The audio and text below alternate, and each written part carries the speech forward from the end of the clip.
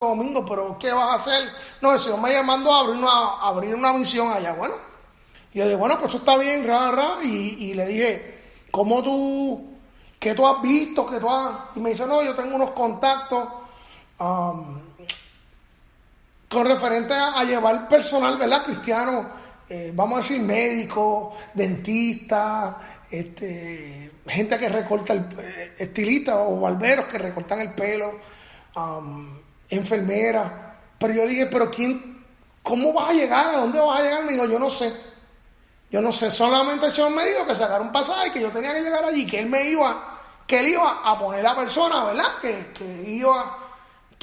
iba a encargar de mí, ¿verdad? De abrirle ese canal para él poder establecerse en la República Dominicana.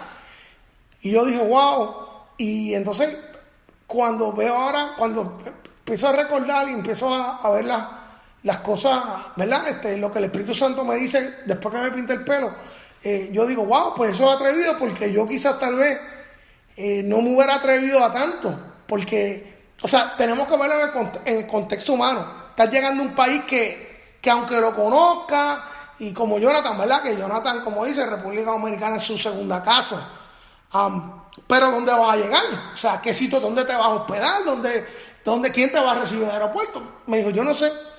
Y entonces, pues, Jonathan llegó. Jonathan llegó a Santo Domingo, y allí pues entonces abrió la misión, ¿verdad?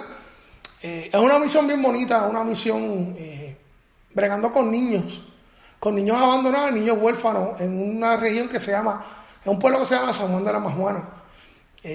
Y pues los niños están en las calles, los niños están básicamente, vamos a decir, deambulando.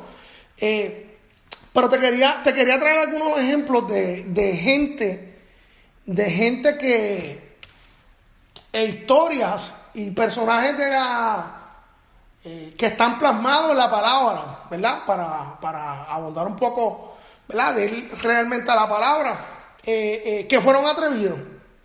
Y como te dije, cuando te vaya a empezar a mencionarlos, tienes que verlo no en el contexto quizá tanto espiritual, tienes que verlo en el contexto humano, de proezas que esa gente hizo, pues que decisiones que tomaron por instrucciones que Dios le dio, y sabemos, bueno, que cuando Dios manda, pues Dios respalda. Pero en ese caso todavía algunos de ellos, Dios todavía no se ha revelado con esa grandeza que nosotros conocemos ahora, que está plasmada en la Biblia. Y uno de los primeros ejemplos, el primer ejemplo que tengo es Abraham. Abraham era una persona, estaba en Ur de los Caldeos, estaba, vamos a decir, si pudieras decir cómodo, era una persona próspera, era una persona, vamos a decir, quizás hasta millonaria. La palabra te dice que yo no sé cuántas cabezas de ganado tenía, y vamos a decir, y ovejas, y vamos a decir gallinas, y otra serie de animales. Tenía sirvientes, estaba cómodo, estaba cerca de la familia de su esposa. Entonces, Dios se le revela a él y le dice, sal de tu parentela a un lugar en donde yo te mostraré. Y entonces Abraham sale de esa comodidad donde él estaba, de esa, vamos a decir, él siguió siendo una persona rica, una persona con ganado, una persona con simiente, pero estaba cómodo. O sea, estaba en un área que yo me pongo así a analizar cuando leo la historia de él. Es un área cómoda, es un área donde los animales quizás tal vez tenían todos los atenuantes para poder crecer y multiplicarse. Tenía, vamos a decir que había un río, o que habían pozos donde se podía sacar agua, donde ellos sembraban, donde ellos, vamos a decir, el lugar ideal. Y él está, vamos a decir, cómodo en ese sentido. Y cuando yo digo atrevido, o sea, miren el concepto de atrevido. O sea, a un lugar donde yo te voy a mostrar. O sea, que ni tan siquiera Dios le dijo, vas para tal lado, para tal ciudad, para tal país. Dios no le dijo eso. Dios le dijo, a un lugar donde te voy a mostrar. Entonces, wow. O sea, yo digo, y quiero que nos la analicen. Digo, wow, donde yo te voy a mostrar. Pero en el contexto humano es básicamente a una cosa desconocida, porque Dios no se le revela a él en ese momento y le dice, vas para tal sitio en específico, a un lugar donde yo voy, te voy a mostrar. Y obviamente pues conocemos la historia, que Abraham pues cogió todos los sirvientes, los cabezas de ganado, todo, y se fue. Y Dios le mostró, se glorificó, y todos conocemos la historia, y Dios le profetizó, y hasta le cambió el nombre de Abraham a Abraham. O sea, padre de naciones. Vamos a decir en obediencia. La otra historia que quería así contarles por encima es Noé. Noé era una persona, sabemos que en la época que Noé estaba vivo, la maldad del mundo se había multiplicado, ¿verdad? Ya el Señor estaba bien, vamos a decir, hastiado de tanto pecado, de tanta... la palabra te dice que Dios no dice se arrepintió, dice con otras palabras, pero que de haber creado al hombre, como que Dios mío, yo creé esta persona, y entonces mira cómo se ha alejado tanto de verdad de mí, que yo fui su creador, que yo soy su padre. Pero lo que le quería decir en atrevido es, Dios le dice a Moisés que construyera un arca, vamos a decir, un barco gigantesco, construyera un arca, y que iba a llover por 40 días y 40 noches, y que todo iba a desaparecer. Cuando tú estudias la época de Noé, nos está dando un concepto de lluvia, que es una agua que cae del cielo, que no existía. La palabra dice, y si puedes estudiar la historia puedes estudiar ese marco hasta cierta manera histórico, lo que existía era un rocío que caía, y todos los que sabemos, los países todos conocemos lo que es un rocío, que era tan denso que eso era suficiente agua para que se multiplicara, para que tú pudieras sembrar, para los árboles, pero el concepto de lluvia todavía no existía. O sea, que estamos diciendo que Noé construye un arca por instrucciones de Dios. Según está construyendo, empieza a predicar y le dice a la gente, arrepiéntanse, el tiempo ha llegado, el mundo se va a acabar, estoy construyendo un arca, el Señor va a hacer llover. Y la gente lo dieron por loco, porque no conocían ese concepto, porque ¿qué este tipo está diciendo? Que ¿cómo que va a llover? Ellos no sabían. Pues una persona atrevida, una persona que Dios lo mandó y dijo, vamos a hacerlo.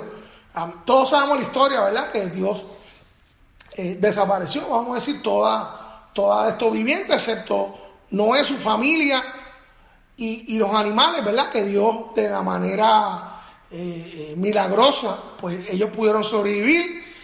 Dios los salvó, y de ahí pues entonces volvieron de nuevo la tierra a poblarse. Otro de la historia que quería compartir es David.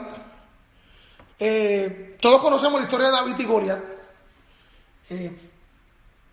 Pero cuando voy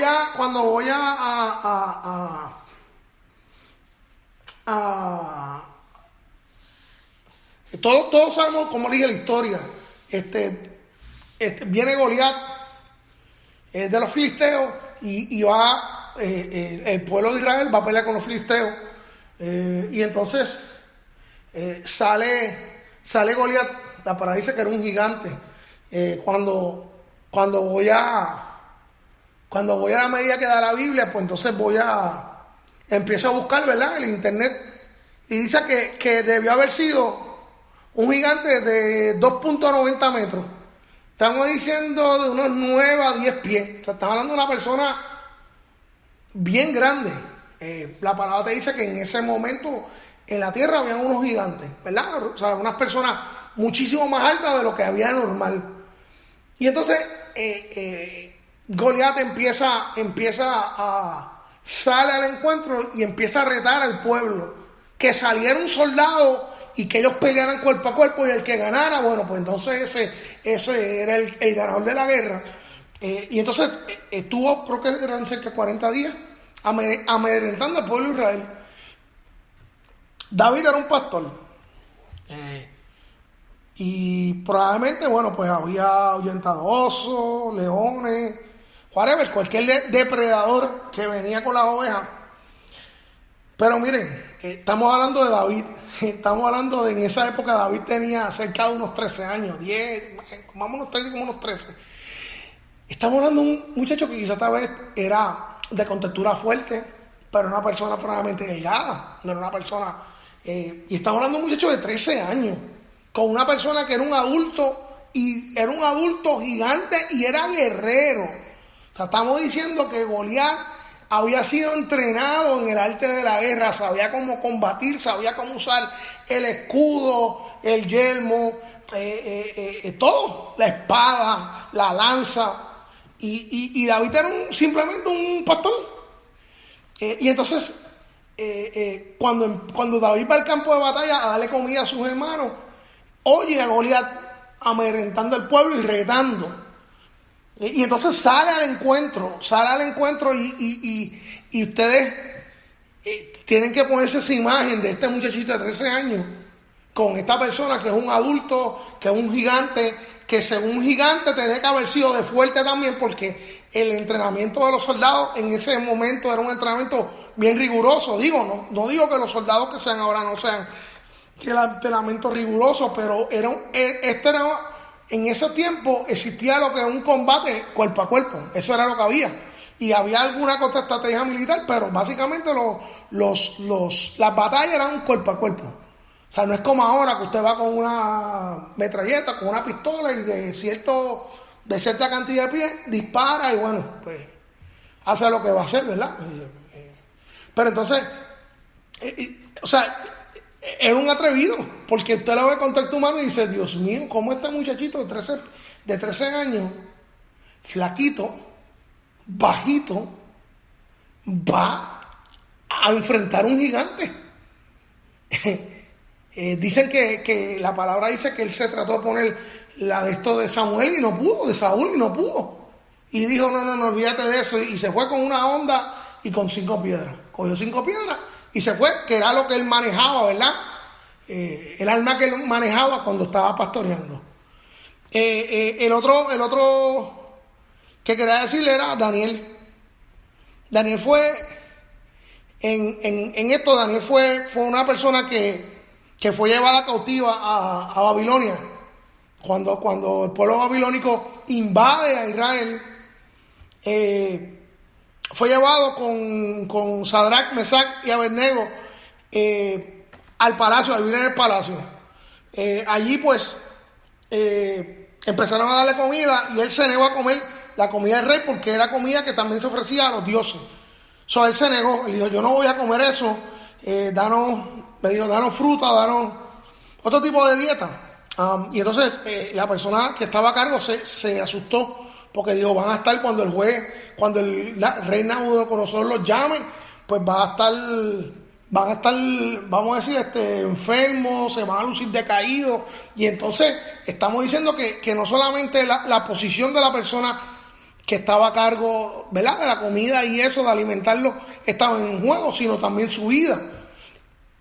Y entonces, después de 3 años de eso, el juez los mandó a llamar y dice que su rostro y su aspecto era mucho mejor, era 10 veces mejor de las personas que el rey Nabucodonosor le estaba dándole esa comida, ¿verdad? Esa comida. O sea, ellos se negaron.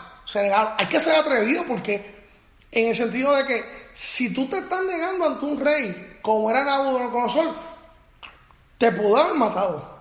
Simplemente por eso, por haberte negado, porque era un dictamen del rey. Y entonces, otra de las cosas fue cuando el rey Nabucodonosor mandó a hacer una estatua de él para que lo adoraran. Eso está en Daniel 3, del 4 en adelante, del versículo 4 en adelante. Dice que daban como un toque con instrumentos musicales y todo el mundo en ese momento se tenía que postrar. Dice que era una estatua